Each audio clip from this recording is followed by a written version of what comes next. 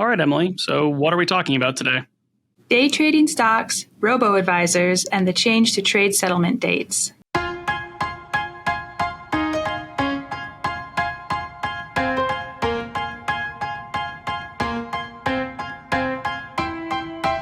Welcome to the Science of Wealth, where we discuss the science behind financial planning and the art of learning and applying it.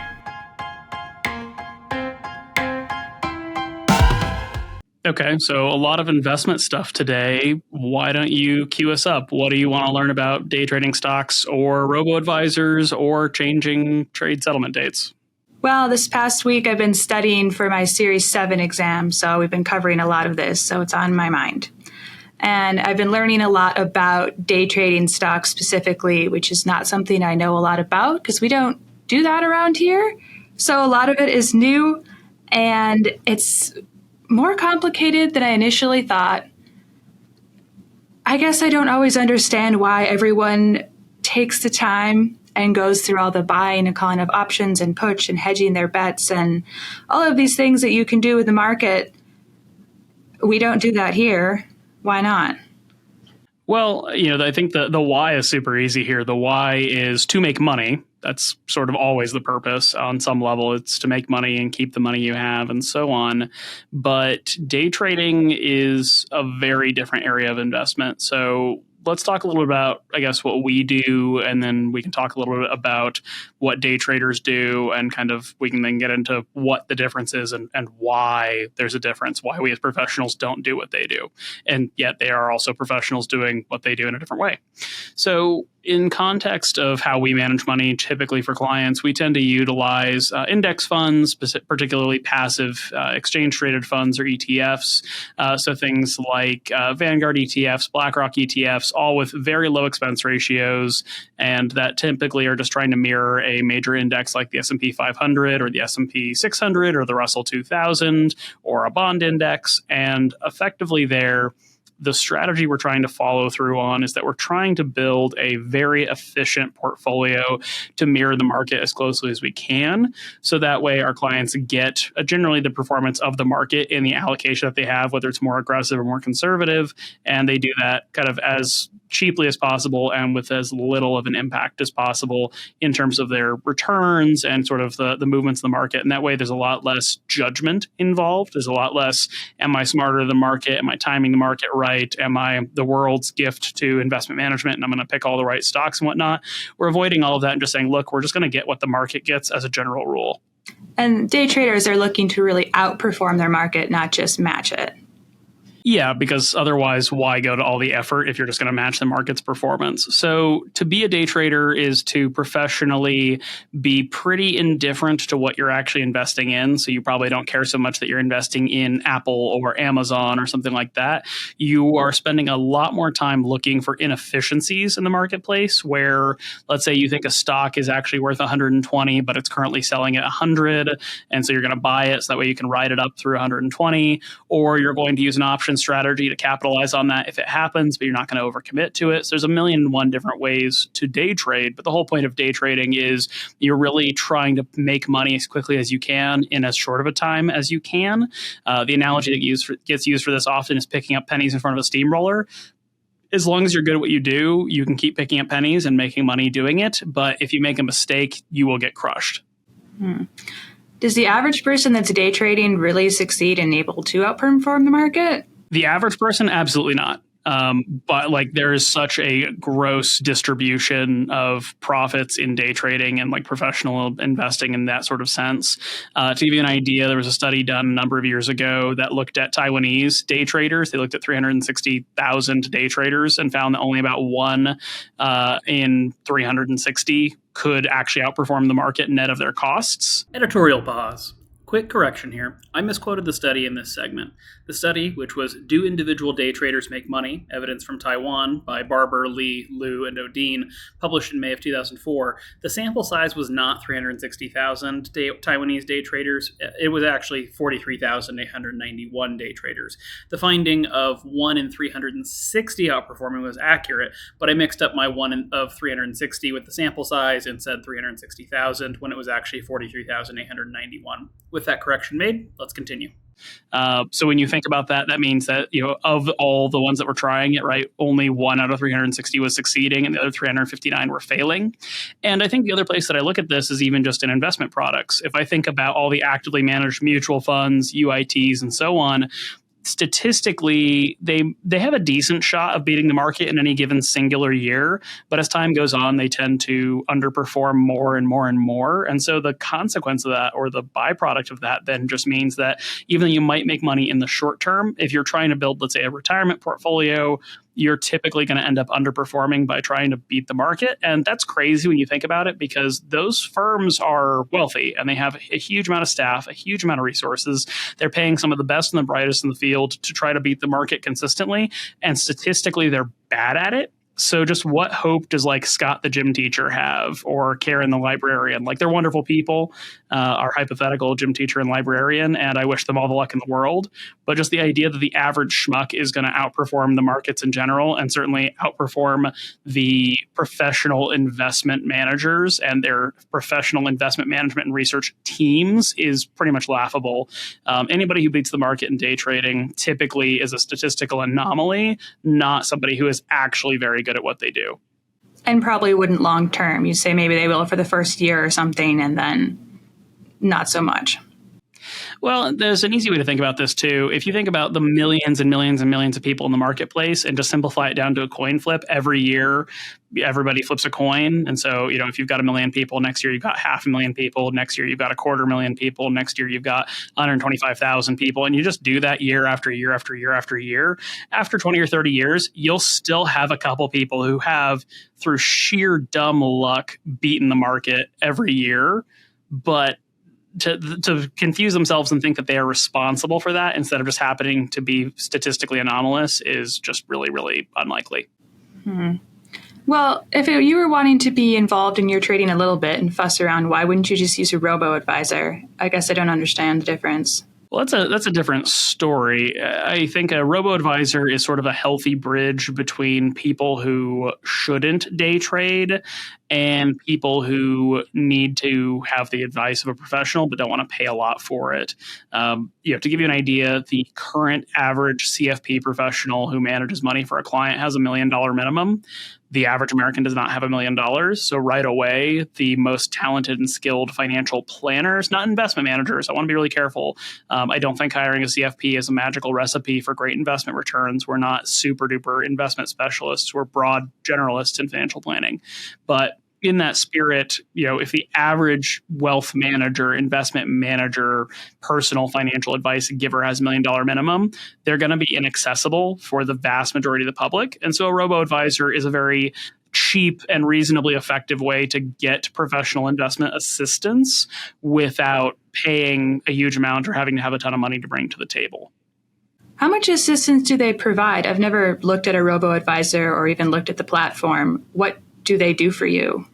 This really depends platform by platform. I would say the most basic stock version of and when I say stock, I mean like off the shelf version of a robo-advisor is going to do one of two things. Either they're going to charge something like 25 to 30 basis points to set an asset allocation for you and then potentially manage that sort of on an active basis for you. They'll probably use ETFs as well, or mutual funds, typically a lot of passive index stuff. And then by extension from that, they might have some more advanced services, and that might be included, or like a pay for extra features to do things like tax loss harvesting or ESG investing or more customized portfolios. Some of them also then offer a very cheap like access to a CFP type service. In that case, you're typically not going to have like a dedicated Dan or Emily working with you. You're going to have, one of 50 or one of 100 CFPs working in like a cubicle call center office somewhere who you can either schedule an appointment with or who you can call like a special line and then just like chat to about your financial circumstances. But just knowing a couple of people who work in that space, for example, Vanguard has what's called private advisor service. The CFPs theirs will typically have something like 200 to 300 clients each, which just when you do the math on that throughout the year means even if they work full time, taking no vacations, et cetera, they're not going to have anything more than like 10 hours to work with you a year, assuming that they don't have any meetings or professional development or anything else on their calendar. So realistically, there's just a little bit of an element of you will pay for what you get and you'll get what you pay for or hope to get what you pay for. And in the robo-advisor space, again, I think they're a good solution for a person who knows they don't know how to manage their own money, but who is probably not ready for a full financial planner. And if they need a financial planner, they can pay cheaply to get some kind of general, non-specific, not deeply personalized advice at a more affordable price point. What if it's not very personalized if they don't know your whole situation? Because, of course, they can't. How can the advice be any good? They don't know what else is going on in the other areas of your life. So that really depends. I mean, some of them will have like a multi-meeting engagement. There are a couple of companies that will say like, hey, you get to have like an initial consult and then like a data gathering and then a plan strategy. It's just very condensed in terms of how much support you get outside of it.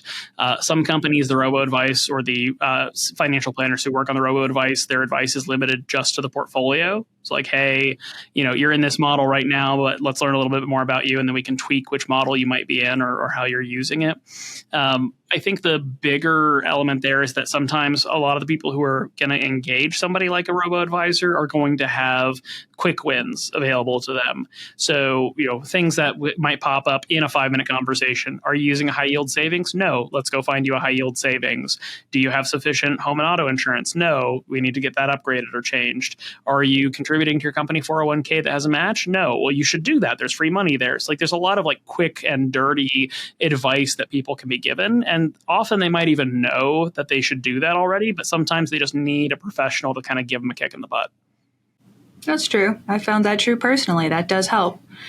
If you're using a robo-advisor, though, how specific can you get? Can you tell it, I don't want to invest in a certain company or a certain industry, or it's a lot more general than that? It's going to depend by the provider, but a lot of them are going to have sort of, once again, off-the-shelf models for certain ESG objectives. Like, hey, I don't want oil and gas. Well, good news. We have like a green energy portfolio. Or I don't want to invest in tobacco. Okay, we have the ability to like omit funds or companies that have that criteria from it. You're typically going to pay more for that service. And what I would say there is, I don't want to say anybody shouldn't invest or put their money kind of along the line with their ethics or their morals, but just be cautious that, investing via sort of political beliefs or social beliefs or whatever it is can put you in a position to get suboptimal returns for the level of risk you're taking and the amount of cost you're paying. Because typically your cost is going to go up by creating those restrictions, and your results might vary substantially just because if you're reducing your investment universe by avoiding certain categories, you're fundamentally just increasing your level of risk without a commensurate level of expected return. I guess that makes sense. Do you find that most people don't go that route then? At the end of the day, they just go with what's generally advised? I think a lot of people talk a good game about not wanting to invest in certain things. And I've got a sample bias here. I don't have like a good data set here. So I'm just speaking of our clients. I would say probably less than 5% of our clients ask for some version of an ESG investment. And they often only ask for it for like one specific account, but then they want their whole retirement or something invested broadly and sort of generally. I think it's a really interesting area. It's a really interesting topic. I don't think it's well developed enough to have the efficiencies that I'd like to see in portfolios. And that applies whether you're just buying an ESG mutual fund or an ESG ETF, or if you're trying to go to like a robo-advisor to provide a certain tailored level of product. There are some fintech innovations like software services that do help firms like ours provide ESG portfolios and screen for certain things and monitor for violations of certain policies around wanting to invest in a certain way. But otherwise, it's just not hyper efficient in a way that makes sense for most people. I guess that tracks with what I figured so far. That makes sense. I do want to circle around a little bit, though, to your kind of what led us to the robo-advisors, which is, should people, instead of day trading, use robos? I'll say somebody who's genuinely going to day trade is not the type of person who's going to use a robo, because they're a hardcore DIY type of person. They want to do their research, do their homework, figure out what they want to invest in, and by doing so, find opportunities in the marketplace and make kind of extra money by finding those arbitrages. The person who uses a robo, I think, is just a person who doesn't have the time or energy or knowledge to manage their own investments, and thus is better off paying for that service to do it for them than they are doing it for themselves. The point of caution that comes up here, though, is that a lot of investors will get a very different result from a robo-advisor than they're expecting, and even their own performance will be very different than what they might think it would be. What do you find people generally expect when they go into a robo-advisor? Much higher than they're actually going to get? So the way to think of this, and there's a good study on this by Vanguard, is that there's a different set of expectations for human advisors and for robo-advisors. So the study that Vanguard did compared investors of all ages using human advisors, investors of all ages using robo-advisors, and asked them a lot about like their preferences, what they're looking for, the features they want, so on and so forth. When they got through that study, and there's a whole bunch of dimensions that they compared and found that people who use humans look for one thing and people who look for robos look for a different thing. One of the most interesting pullouts was the expectations of return. So the average client of a human financial advisor expected on their own that they would get about a 10% rate of return left on their own if they were doing it themselves, and that a human advisor could get them 5% a year. So they thought they could get 10 on their own. They think with a human they could get 15. The reality is, in a long-term average sense, it's pretty rare for any investment class to perform north of 10% long-term. But let's say 10% is possible. I think a more accurate way for people using those advisors to think of it would be, hey, on my own, I probably would get only 4 or 5, 6, 7%. And if I worked with an investment professional who was utilizing a market-based, passive, index-based approach, and the market was capable of getting 10%, I could get, let's say, 10% through them minus their cost. So if they're charging 1%, right, they're going to get 10 minus their cost. I'm going to get a little bit less than 9% because it's not quite 10 minus 1. But in that particular context, then they're still better off because they're getting 9% instead of what they might have gotten on their own at 4 or 5 or 6%. In turn, with customers of robo-advisors, they tend to expect that they can get 20% a year on their own, which is not a rate of return supported by any asset class on a consistent long-term basis. But also then they think that the robo is going to get them 3%. So they thought they could get 20 on their own. They think with the use of a robo, they're going to get 23%. And the fact of the matter is they're not going to get 20 or 23%. They're probably going to get something like the same results as the human advisor in terms of the investment performance, plus or minus kind of any variance in what services they get and kind of what specificities they want, whether they want broad markets or ESG portfolios and that sort of thing. So the set of expectations for an investor, or kind of the common investor in a robo-advisor, is much higher than they are of a human advisor, but they also have much more unrealistic expectations of their own efficacy as investors in the first place. Where do those beliefs come from? Is it just the type of person that tends to use a robo-advisor, or it's people that have had expectations like that then turn to a robo to try and increase it even more? I think the study would say that that's probably a chicken and an egg problem, right? Is it people who have high expectations who use robos, or is it that using a robo gives you high expectations? The most common question or kind of comment I've seen on the study was sort of an assumption that, it's just young people using robos and they've grown up in a time when the market's been pretty good as a whole. So they don't know that 20% isn't like a normal return. But the study was actually nationally representative and had representation from various age groups all the way up in like the 70s and 80s in both the human and the robo-advisor client groups. So it's not an age thing. It's not an experience thing. I think ultimately there is perhaps just a little less education on the part of robo customers in that they don't quite know what a reasonable expectation is, or perhaps more accurately, they don't have a person, right, a human advisor to help teach them what a reasonable expectation is. And I suppose the robo-advisor apps and platforms don't do any sort of education in that field to kind of set people up for a reasonable expectation. Do they address that at all? They're going to have lots and lots and lots of educational material on their website. They'll have their own blogs and like webinars and stuff. And I'm going to bet they actually do a pretty good job of explaining like, hey, a reasonable return is somewhere between here and here based on like your risk tolerance and your risk profile and whether you're going all equity versus more conservative or something. I just suspect that the average user is perhaps not paying attention, is not well informed. I think this is a lot like our para conversation last week, in which I would bet, the same as the para people, the robo-advisors think they've done a terrific job of giving as many explanations as possible about what's a reasonable expectation of an outcome. And the customer base is just not very good at listening. That sounds about right. Again, I've been guilty of that. So, well, I have another question.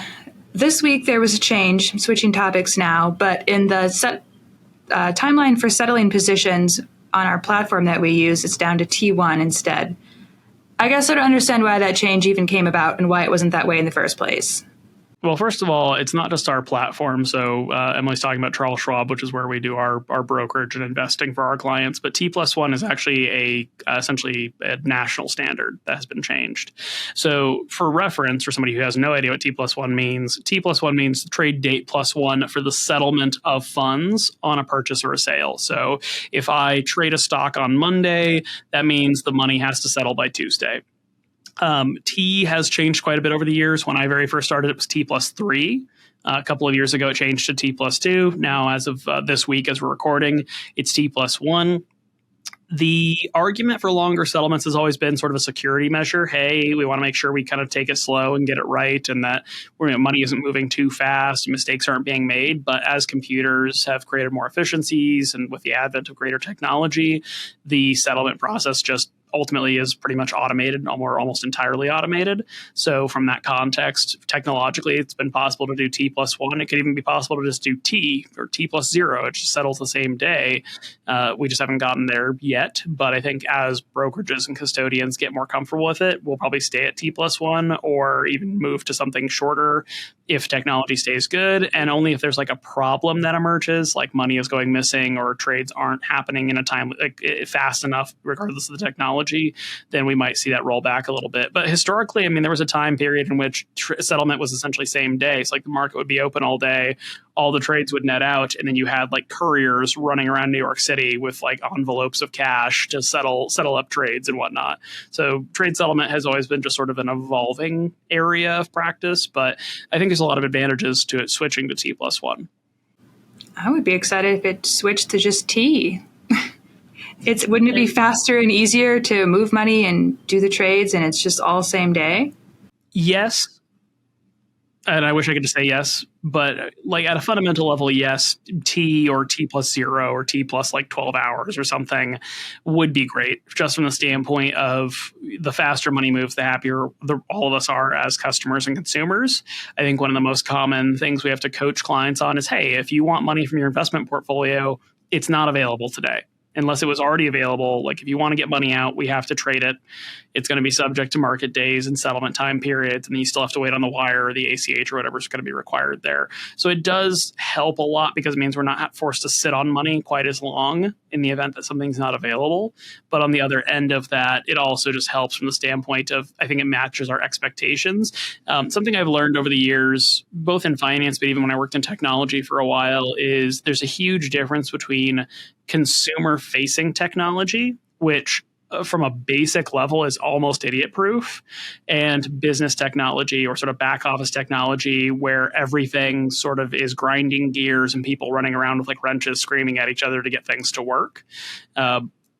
Consumer technology sort of tricked us into thinking that everything is instantaneous.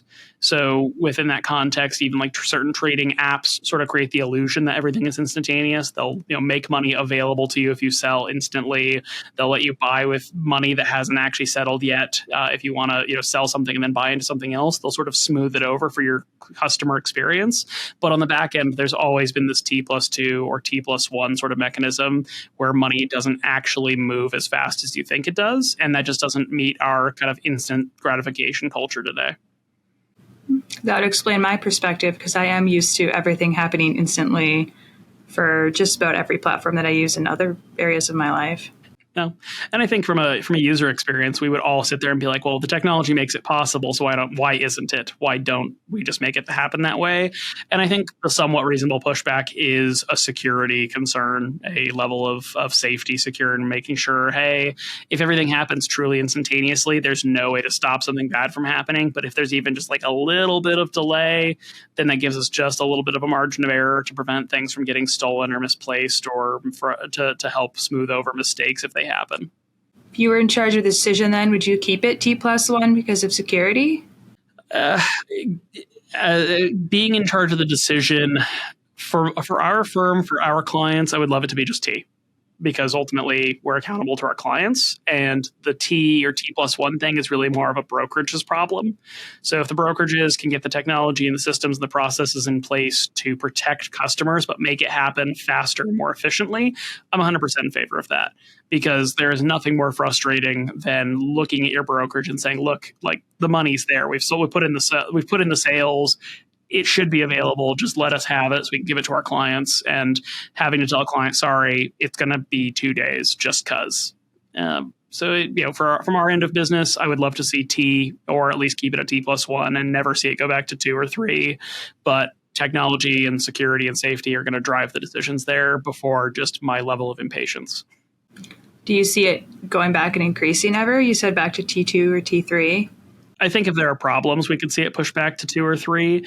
That's always going to be the pressure, is if it runs smoothly at T1, there's no reason to move backwards. But if there's hiccups and bumps and problems that emerge because of T1, they would move it back for those aforementioned safety issues or security issues. I guess that makes sense, but I'm sure hoping it stays this way. Well, you and me both. Or again, T+0 one day. We cross your fingers. Right, I am. Well, you've been working on your 7 all of this week. So let me ask, what is the biggest thing you've learned in the past week since we last spoke? I'm even less interested in day trading than I was before. I think personally for me, people can do whatever they want, but it's so complicated for a slight chance of a higher than average return. I don't see the point. I don't really have any interest in doing day trading. The more I learn about it, the less interested I am. Well, you work at the right place because we don't do it, and we probably never will. Perfect. I'll learn all about it. I'll understand it fully. I don't want to do it for my day job. There you go.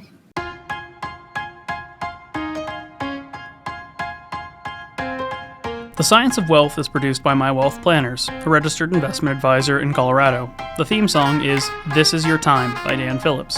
The podcast is intended for educational purposes only and is not investment advice or any other form of advice. Not all material discussed on the podcast is appropriate for every individual in every circumstance, so you should consult with a certified financial planner, tax professional, or legal professional as appropriate before attempting to apply any of the subjects, strategies, or tactics discussed on the podcast.